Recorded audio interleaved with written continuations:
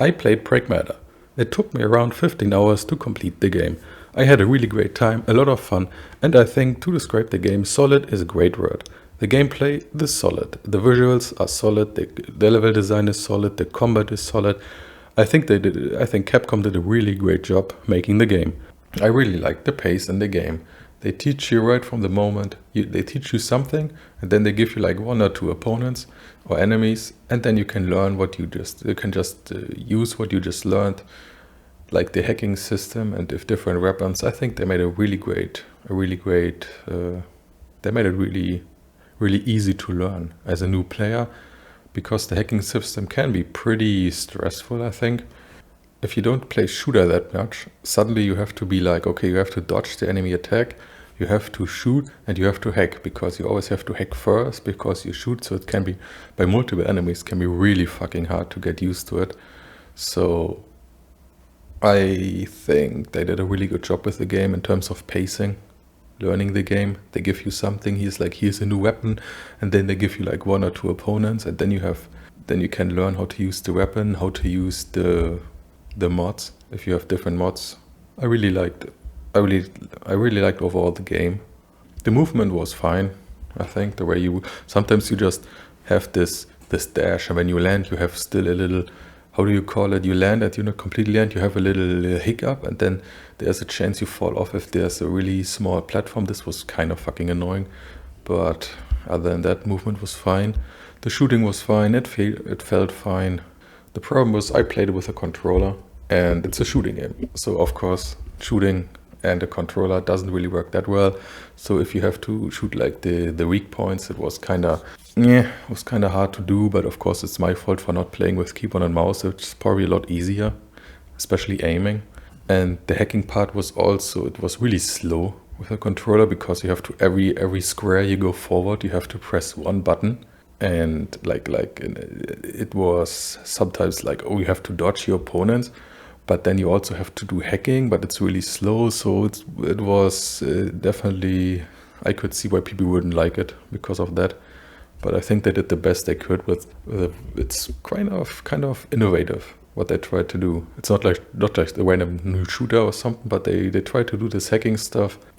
Did they do a good job? Probably better. Probably do it better than this in terms of implementing a system like this. But in the end, I did most of the shooting. Like I basically hacked enemy once, and the rest I was doing with my weapons. So I didn't really need the hacking system, I guess you could say. But I give them credit for trying something new. And I think the variety of weapons is really good. You have all kinds of different stuff, like the net weapon, the blast weapon. In terms of damage, you have the shotgun, you have the long range weapon. Like you can actually use the weapon you want.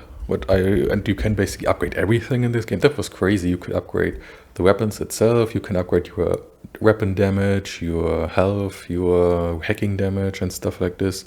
It gives a lot of freedom what you want to do. But the problem I have with the game like this, where you can upgrade everything, you never get enough resources. So basically you have to choose, all right, one or two weapons I want to use, and I just put every point in this, and you can't really use, like, I feel like the game wanted you to use different weapons all the time, like different situations where it's like there's a flying enemy, and then you should take the one that automatically attracts your opponents.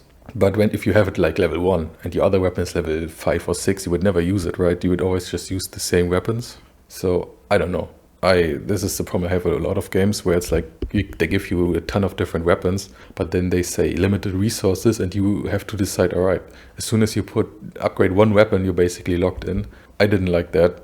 I'm normally a fan of like maybe a different system, where it's like you get in after every map, you get something, and then every weapon is like +1. Then every weapon is +2, +3. So you can basically choose the weapon you want, and don't have to worry about, oh, this weapon is +1 instead of +5. So that would be nice, especially for like the same problem I have in like Souls-like games. It's like, they give you 100 weapons, but you can upgrade one or two weapons. And it's like, wow, you have this new weapon I want to use, but I can't because it's upgraded. It's always fucking annoying, but well, it is what it is. What else was there? They had mods. The mods itself were fine. They had some great effects. You could customize what you want to do. It's okay. Nothing special, nothing bad. It was really good. Like I said, really solid. What I liked was before you open, if you go on the maps and you want to, what kind of map I want to play, you could just, it would just show you how much percent of or what is missing in the map. That was really nice. In game, you could scan for items with the Diana. It was really nice. So you could, it's not like you go on a map blind and you have to search for everything. It's like, okay, here's a scan. You can just go for the items you're missing and stuff like this. That was really nice. I liked it. I'm normally a guy that likes a little bit of guide me where stuff like this is. I just found my fake world completely random. I just walked, I think it was the second map, I just jumped on some cradles, I think it was, and then I just randomly, there was barely here, click a button, and then I clicked it, suddenly wall goes away, and I just randomly found out, oh, they have fake walls. But if you use the scanner, basically like in the future maps, they have like sometimes a fake wall, and right behind it is a cradle. You can just scan for it, and then it felt like they wanted to do something fake walls. It was nice that they had some, but in the end it was like, what, 5 or 4 fake walls. Nothing special. They had some puzzles you could solve, nothing too crazy. Normally I'm not a puzzle guy, so if I can figure them out, everybody can probably. It was basically just move some boxes around and then you would just get them. The way I liked that they have different levels, like what was it, like 5 levels in total or 6 or something like this. I think it was 6 levels. And then they basically, with these shortcuts, which were like basically bonfires, you could just cut them down. So if like there's one big level and then basically you have like 5 or 6 shortcuts. It's a great system. And you could also replay them. Like if you're still missing some money for upgrading, you could just replay the same level to farm, like kill the same mobs and you can farm some money, which is good. I basically never used this, I think. I can't remember because I basically had like, okay, I had 2 weapons I was going for, 2 red weapons for damage. So I never felt like I have to go back for farm money. So yeah, I basically never, I think it's great if you want to do it. For combat, I think the weak point system is fine. It's like I said, I did use the controller, so it was more annoying for me, but this is on me, I guess.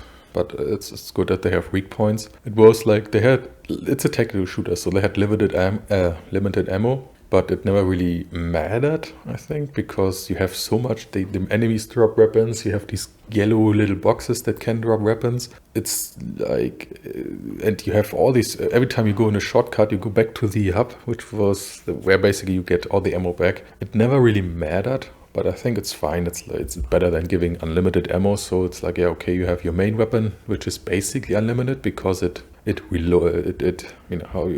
gets ammo over time. So technically you have unlimited ammo with that.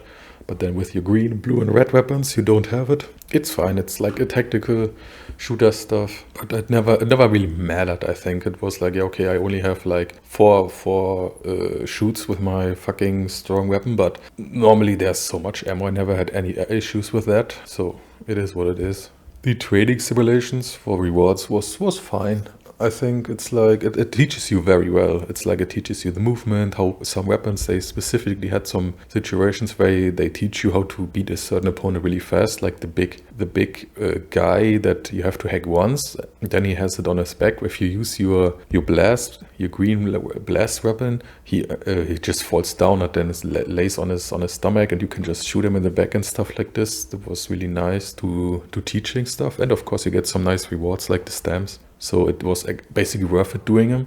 Not doing them is actually get a lot of rewards for the training simulations. Not doing them is pretty, it's not required, I think. But doing them is of course a big boost to get these yellow upgrade thingies and a lot of Lumina and some stamps. I really like them. It's like this, okay, there's in the map, you have this red zone, you need a key, and then there's basically a little room, and then you have to kill certain enemies, normally a lot of enemies at once, and basically it teaches you, but it also sometimes is stressful. Like I said before, like I had some situations where there would just spawn 3 or 4 guys, and then I knew in my brain, okay, now I have to dodge their attack, I have to hack them, and also after I'm hacking I have to shoot them, and then I have to swap weapons at the same time. It was really, really stressful from time to time. Like, it's not really a relaxing game, I would say. It's like a little bit stressful, at least for me. Maybe it's better with keyboard and mouse. I don't know, I saw Asmongold played it and he used keyboard and mouse, and I felt like his hacking was like 10 times as fast. He would just hack and then it was instantly done, and I have to press on my controller. Like, I felt like a fucking retard. I pressed like button. It took forever. But yeah, this is probably just me. The game itself, I feel like, is very, very polished. I had like no bugs, no performance issues. I can't really remember anything. Like it had not a single crash, I think, not nothing. I just booted up the game. It was also not really that much of gigabytes I have to download, like what was it, 30 gigabytes or something. I feel like the game is very, very polished. And I think this is everything I wanted to talk about. Maybe another. I mean, if you watched the video, you probably played the game. If you didn't play and you're still thinking, should I do it? I would say the first playthrough is like 15 hours. It took me around 15 hours, and then, but you get a lot of. If you like the game, you get a lot of stuff. You can do a new difficulty, like Lunatic or something. So you could make a complete new game with difficulty if you like it. There's a new game plus. You also get another game mode, which is like, what was it called? Something like some signal stuff. I actually didn't do it yet, probably should.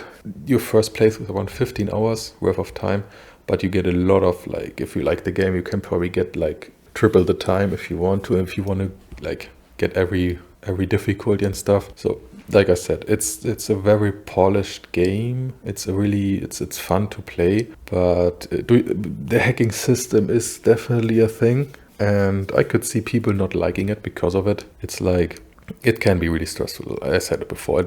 I had some moments where I was like, oh my God, I didn't have my blue weapon, which makes a decoy. And then there was like 4 enemies just running at me. And then I had to dodge away. I had to run away. And then somehow I had to hack somebody. But I didn't have multi-hack, so I just hacked this one guy, and then I had to shoot him, because you have to hack without multi-hack. You have to hack every enemy, like every enemy like this. And oh my God, it was crazy. Overall, I'd say it's a great game. If I had to rate it, probably 8 out of 10.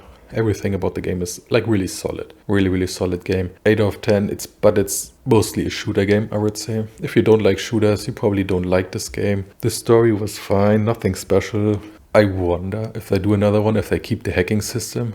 Maybe do a different hacking. Like if you don't just want to do a shooter, maybe do it a little bit different. I have no idea. But like I said, I'm very positive about the game. A really great game. Story was good. It wasn't great. It was good.